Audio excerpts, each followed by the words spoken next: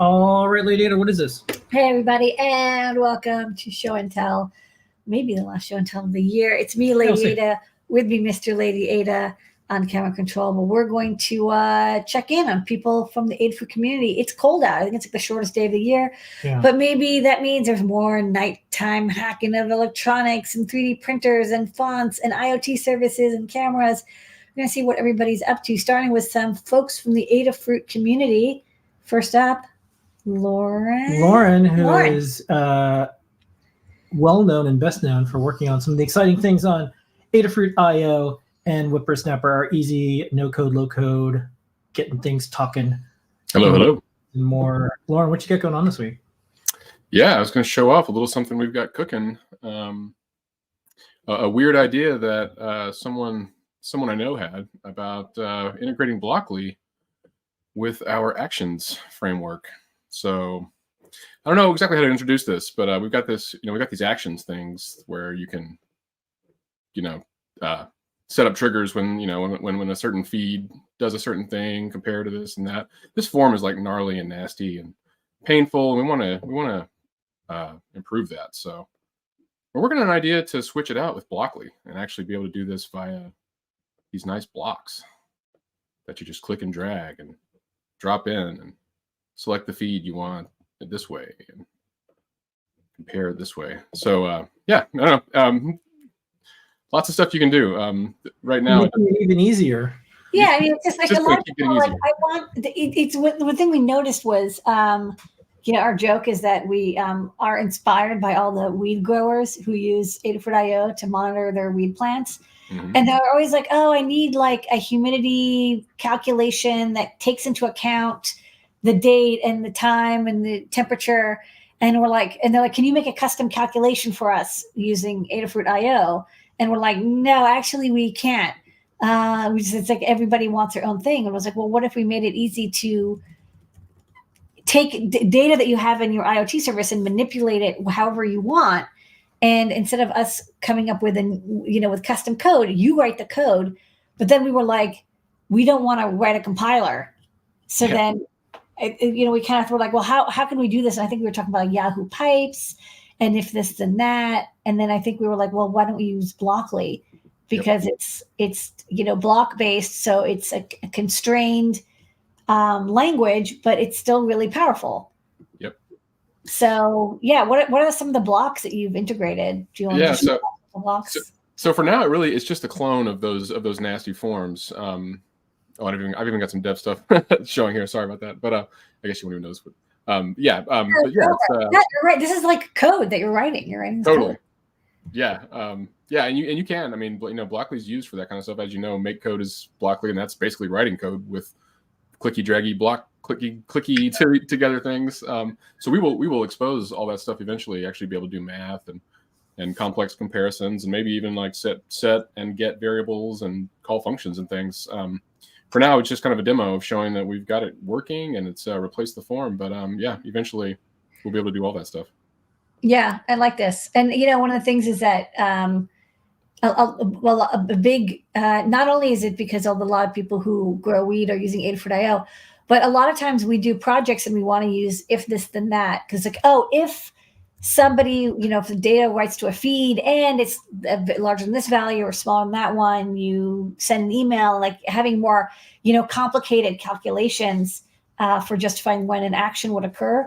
And we're like, oh, let's use if this and that. And then we always forget that if this and that has a 15-minute delay, and it's just infuriating to use because even just testing it, you're like, okay, I got to wait 15 minutes for it to fire again. So Adafruit IO will do instantaneous because I run it and I want it to be instantaneous. And so I demand it. And Lauren will code it. Yep. It's my pleasure. I love it. When you first said it, it was pretty scary. And then I dug in and figured out it was quite doable. And it's great. I'm excited. We're gonna make this. We're gonna build this fully out, and it's gonna. I think it's gonna be neat. I think it's gonna be neat. There's nothing quite like it, so I think it's gonna be new. But an interesting way of programming IoT. Again, no code, right? It's like this is a no code way of doing it, but hopefully pretty powerful. I like that. I like that. I can write a little extra code so that other people can write no code, and I think that's a good leverage. Feels like I'm being very productive when I enable people to do more. So same thing for our IoT boards, which is this all kind of works together with Whippersnapper and all of our boards. Like, you don't need to solder. You can. You don't have to be able to design a PCB. You can use STEM and connect a main board and a sensor or whatever. You don't need to know everything about coding. You could put blocks together to do that one project, which is, I just want to know if I left my garage door open. Yep. I just want to know if my basement's flooding. I just want to know, something that has a trigger in some way to let me know something. It shouldn't be that hard. So from folks who want to do home automation to any type of sensor stuff, I think they're gonna like it. Well, thanks for coming by, Lauren. Thanks, Lauren. Yeah, my pleasure. Thanks for having me. Yeah. Yeah, we're going to do the Whippersnapper Wednesday updates on the show tonight, too. So thanks for all the stuff. We have a lot of people who use Adafruit.io. There's a free version that everyone can use. And then if you want to use it a little bit kind of like more professionally, because we had to have a limit on something, you can sign up for a Plus account as well. And it's all funded by the hardware y'all purchase. And that's worked out great because we don't want to have a service that one day you rely on and then we just pull the rug out from underneath you. We're not an IoT service company. We're a hardware company, and this is just one of the great things that you can do along with the hardware that we have. So that's been working out. We're going to stick with it. I love that we have a free tier that you can get stuff done with, and then we only really charge you for stuff that costs us money. So it's kind of like naturally sustainable in that way. Yeah. So it's the only maker IoT service, when you compare apples to apples. I think it's the only one out there that you can even do a comparison because you have to sign up for other ones. You have to commit to a year. You have to. You're only at ThinkSpeak, and ThinkSpeak is $700. You have to do. Nuts. You have to. There's a lot that you have to basically join this new other religion to get your stuff going. Rust is very lightweight and works with any hardware they have. Okay. Well, thanks, Lauren. Have a great night. Bye-bye. Bye. All right. Next up, JP, what you got going on? Hey, so I've started playing with this thing here, this Memento camera. That's what it looks like on the other side there. And you'll notice the one that I'm holding up, it's got the LED ring, NeoPixel ring attachment on it, which is on and kind of bright right now. So I've just started playing with this and figuring out how this thing works. And it's fun to sort of take the existing basic camera code and then start noodling around with it. So what I did was I set up a little incrementer that will, every time I take a picture, it will increment the color of the LEDs, which I'm using. Oh yeah, I added some different sound effects for shutter and things like that too, which is kind of fun. And what this is useful for is if, let's say, you've got a friend over and you want to take some really not creepy pictures, you can do this sort of thing where with every photo you're kind of lighting it with this little local source. And it's honestly, it's something you can't do with your iPhone. If you're like, well, why make a camera? We've got these great cameras in our pocket. There isn't a sort of NeoPixel color flash on your camera. This isn't a filter. You can see only Lars is getting the color saturation there, not the background and everything. That's because I have this cool little local direct light on the front of the thing. This is wonderful and terrible at the same time. Yeah. Well, what I like is, and this is our goal with Memento and a lot of the, make your own computer, make your own keyboard, make your own camera, is you get to decide what you want to do. And it can be a single serving device for that. And then you can change it the way you want. It's like, oh, I want to take cool purple retro photos. And here's the way I want to do it. Yeah. And you don't have to worry about an app. It's not all the things that are kind of sealed away and closed off. You can actually learn the things that go behind this. Yeah, you can access a lot. There's like exposure bracketing, and this one I just kind of did a simple, easy way. But you could have this where it'll take every photo you take, 6 times with the different colors. So you could then use that for some artistic purpose or some analyzing your surface shape, that kind of stuff. It's sometimes false color representations are used for extracting 3D data. So there's a lot of interesting stuff that a programmable camera, which is what this is, will let you do. I like the idea that, especially students or any type of learning environment, you can kind of build this camera and then learn enough Python or not, doesn't really even matter. But if you want to do some modifications on the filters or how it's going to take photos, and then the students take photos and then it can show the photos they took. Mm-hmm. It has like all the things, or you might just jump to straight to taking photos and messing around with a couple of things, or you might just like, oh, I'm going to turn this into like a conference badge or something. There's a lot of things that you can do when you completely own a hackable camera.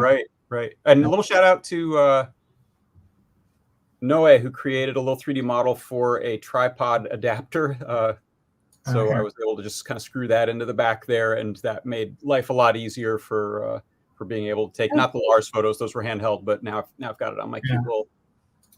In fact, this is an old Polaroid tripod that I've had that my dad got back in like 1983 or something. Good karma. Great little, yeah, not funny. Very cool. Polaroid. So we're going to play your product pick of the week this week. And I think for your shows, you have one coming up tomorrow, and then you're off. I'll be off. Actually, I won't be doing a show tomorrow, so I'll be off for the holidays. I meant to say you're off tomorrow. This is my last appearance for the year. So all right. Well, thanks so much, JP. See you all in the next year. He's got to go deliver all the presents. That's right. JP Claus. All right, Liz, what you got going on this week? Hello. So this was a project I actually did back in the summer, but I didn't have a chance to bring it on show and tell. So I was writing a lot of guides for the BFF breakout boards, and I thought it'd be cool to try to design up kind of like what we have with the Featherwing doublers and triplers, something for the BFF. So I called it a BFF squad, and I have it so that you put the cutie pie there, and then it can hold 3 BFFs. And it tended to be that the like things like the iSpy connector or the Neopix would be at the front, so I have the USB end like facing out, so you can easily do that. And then I just have a little demo going where I'm scrolling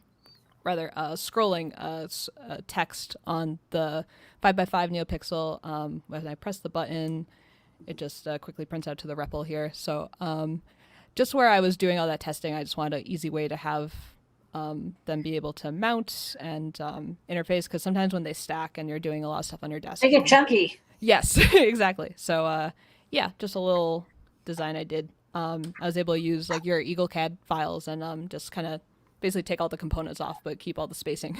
It's a good idea. Maybe I'll chat with you. Maybe we'll make a version of that for the shop. I don't know. Do you think it should have the header, like it should have the SMP headers ready to go, so you just plug it in, or do you think? Yeah, I think that'd be cool. Yeah, definitely. Because on here, I can unplug it. I like that you made them like back to back. That's kind of smart, because that way you can like have, the ports. You can decide which way the ports are going to go. Exactly. Yeah. So I've just got the socket headers there, and then I've got plug headers for the others, so they can just kind of plug in. Okay. And label them. Yeah. So just a little PCB tonight with like blocks with code, block camera shape. We have a little camera block, and I like that this has that 101 projects you can do. It has like a Lego-y, like plug the things in that you want to do things with. Yeah. And then you can kind of like, gosh, I was thinking about early open source hardware companies. There was something called Bug Labs, and they had electronics, and there were enclosures. There were a lot of like, and you would plug these in, but it was really expensive, and it was really complicated. And you had to use like Java and stuff like this. But this is like, you have batteries included Python, and then you can have, I want to add this, and here's the thing, I want to add this. So this is the BFF squad is very cool. Yes. Okay, thanks so much, Liz. No problem. Have a good one. Thank you. All right, Jepler, Good evening. So I've got a little demo here. This is cool. When you're working with a Display I/O project, one of the things you might want is a cool font. And because of some enhancements that I was recently doing with how we package up files in the bundle, it turns out we can now add other files within a bundle that aren't Python or MPY compiled Python files. And I thought, aha, one kind of file is a font file. And so I've created a new bundle called CircuitPython Fonts, and you can use it now with CircUp. And basically in your code, all you have to do is say from module import font, and then use the font. So it kind of eliminates several of the steps you'd have to go through before this to, import or, find the font file name and construct the font and all that. And so there are actually 2,100 different font files or font libraries within this bundle, because there are 75 different fonts.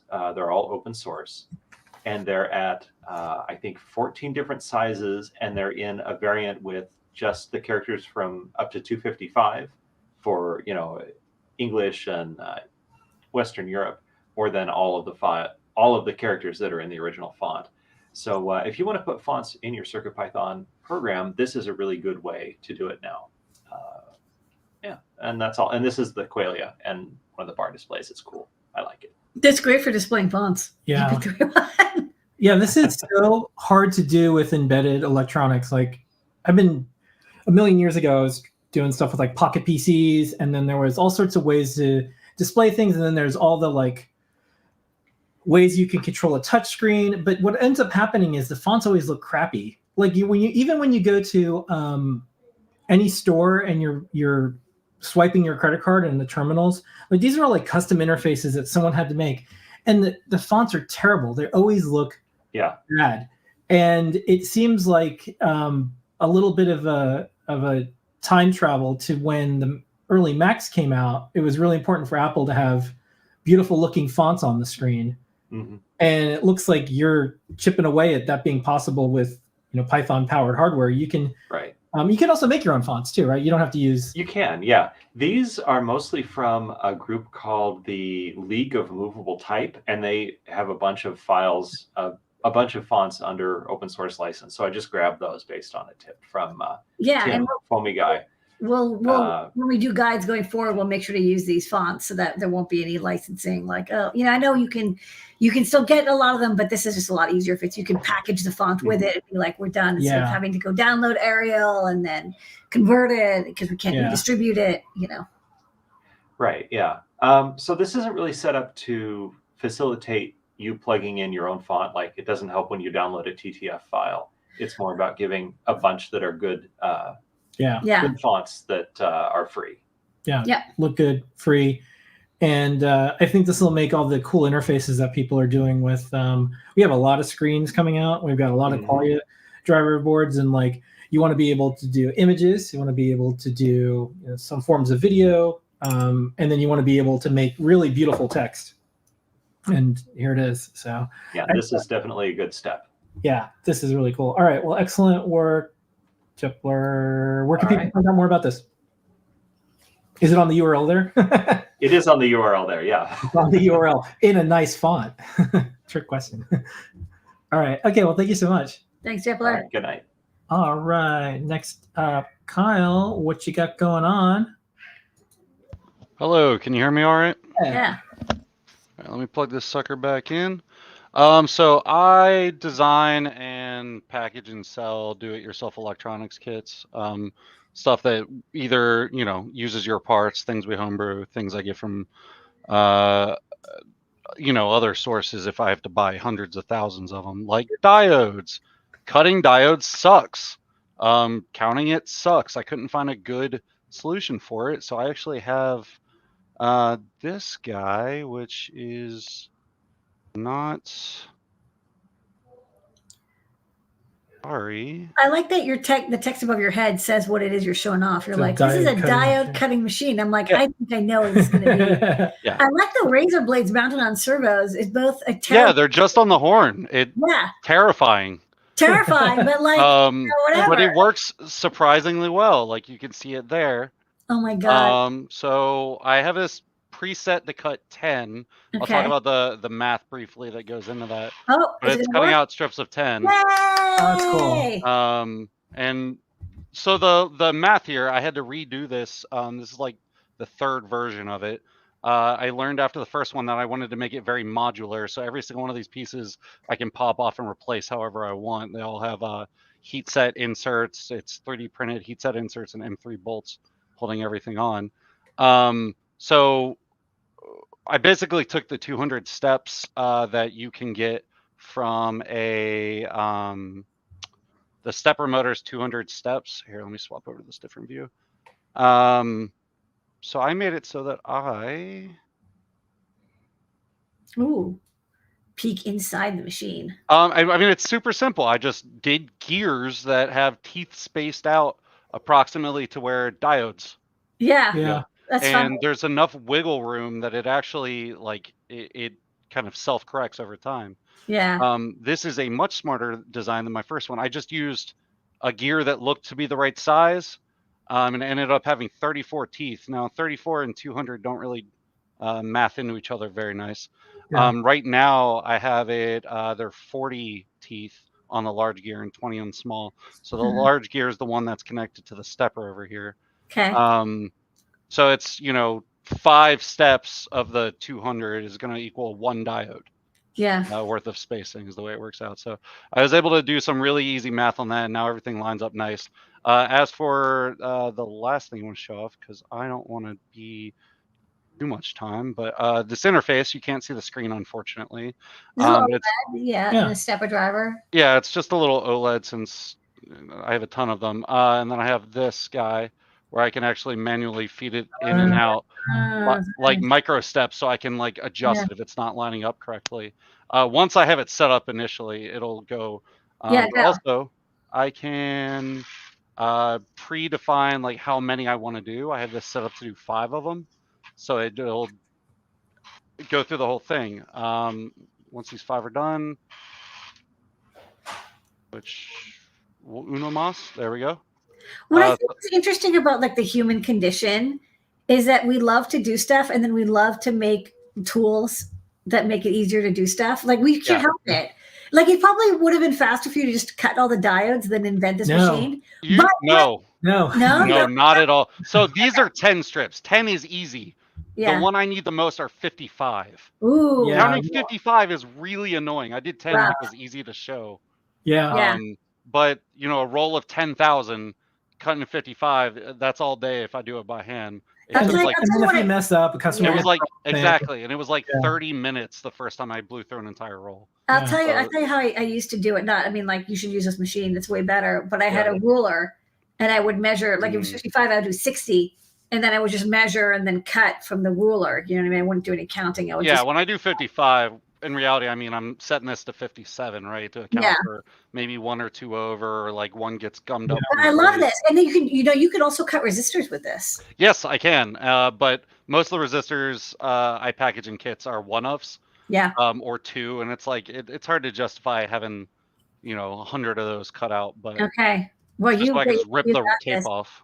You got to publish this. I would say I'm actually interested in publishing this. This is publishing. This is a show and tell. On GitHub, I'm working on a Git project. Yeah, send us a link to it. So. This is great. One of the things that we've talked about on the show and with our team, because we have people who started their own companies and we ended up buying stuff from us and they ended up working with us, is we show our testers. We show kind of all the things that you never see behind the scenes.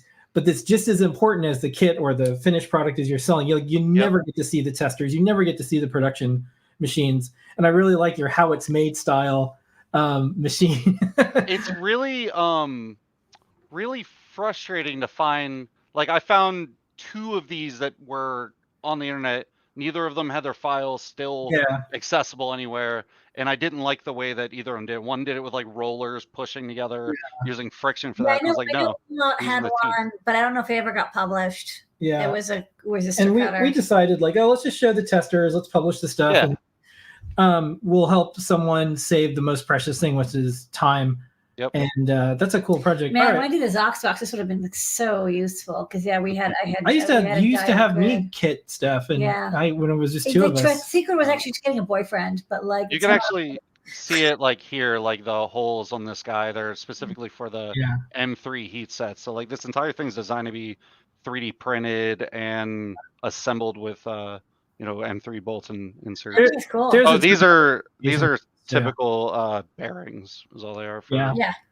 I know what happens with this stuff too. Once you publish it, someone's going to find a use. There's like low cost things for people who have to do medical supplies and they have to like make sure that it just cuts the right amount of blister pack stuff. There's so many things that you never know what's going to happen. We've released stuff and we're like, okay, that's cool. They're using a feather to spin blood around in a low cost centrifuge. You never know what's going to happen. So thanks for doing this and showing it off. I love machinery.